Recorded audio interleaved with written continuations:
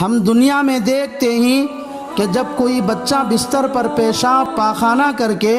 اس میں لت پت ہو جاتا ہے تو ماں فوراً اس بچے کو دھلا کر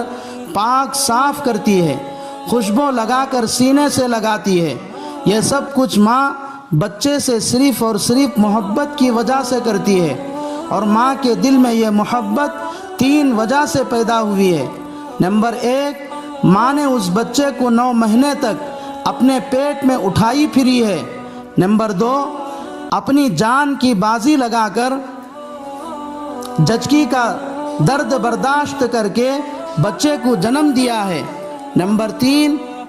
اپنے خون کو دودھ کی شکل میں پلایا ہے۔ ماں تو صرف بچے کو 9 مہینے پیٹ میں اٹھائی ہے، جان کی بازی لگا کر بچے کو جنم دیا ہے اور اپنے خون کو دودھ بنا کر پلایا ہے، اور ماں نے نہ اس بچے کا جسم بنایا اور نہ اس میں روح ڈالی، پھر بھی اس بچے سے اتنی محبت کرتی ہے کہ کبھی بچہ ماں کو ناراض کر دیتا ہے تو وہ اگرچہ بظاہر غصہ دکھاتی ہے، اپنی ناراضگی کا اظہار کرتی ہے،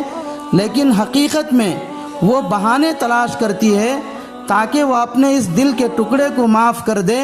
اور اس کو پیار دے سکے۔ تو پھر اس رحمان اور رحیم اللہ کی محبت کا کیا ٹھکانہ ہوگا جس نے اپنے بندے کی صورت شکل بنائی، تمام اعضاء کو مناسب جگہ سیٹ کیا اور روح پھونکی، خوبصورت شکل دے کر اشرف المخلوقات بنایا اور زمین میں اپنا نائب اور خلیفہ مقرر کیا۔ وہ خدا اپنے بندے پر کتنا مہربان ہوگا۔ کیا وہ اللہ جب بندہ اس کو ناراض کر دے تو اس کو معاف کیے بغیر یوں ہی دوزخ کے حوالے کر دے گا؟ نہیں، ہرگز نہیں، کیونکہ ہم دنیا میں دیکھتے ہیں کہ ایک کمار ہانڈی بنانے والا جب ہانڈی بناتا ہے تو وہ خود اس کو ضائع نہیں کرتا۔ ایک انسان اپنے ہاتھوں سے بنائی ہوئی معمولی ہانڈی کو ضائع نہیں کر سکتا، تو وہ زبردست حکمت والا اللہ اشرف المخلوقات جیسے انسان کو کیسے دوزخ میں ڈالے گا؟ یقیناً وہ اپنے ناراض کرنے والے بندے کو معاف کرنے کے لیے ضرور بالضرور بہانے تلاش کرتا ہے۔ چنانچہ احادیث اور تاریخ کی کتابوں میں ایسے بے شمار واقعات ہیں جن سے معلوم ہوتا ہے کہ اللہ نے چھوٹے چھوٹے معمولی بہانوں سے بڑے بڑے گنہگاروں کو معاف کر دیا ہے۔ چنانچہ بخاری شریف کی روایت ہے، رسول خدا صلی اللہ علیہ وسلم نے فرمایا، جس کا مفہوم اور خلاصہ یہ ہے کہ بنی اسرائیل میں ایک فاحشہ عورت تھی، وہ راستے سے جا رہی تھی، دیکھا کہ ایک کتے کے بچے پیاس کی وجہ سے زبان باہر نکالے ہوئے پڑا ہوا ہے۔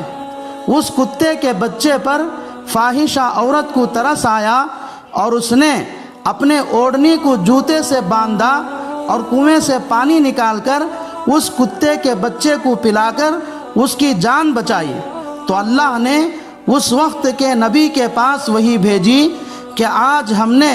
ایک چھوٹے سے عمل پر خوش ہو کر دنیا کی ایک بدترین عورت کو بخش کر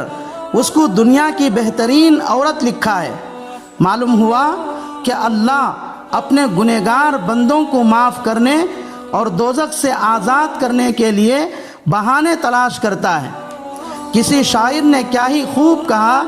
رحمت حق بہانہ می جویت، رحمت حق بہانہ می جویت۔ انہی بہانوں میں سے ایک رمضان المبارک کا مہینہ بھی ہے،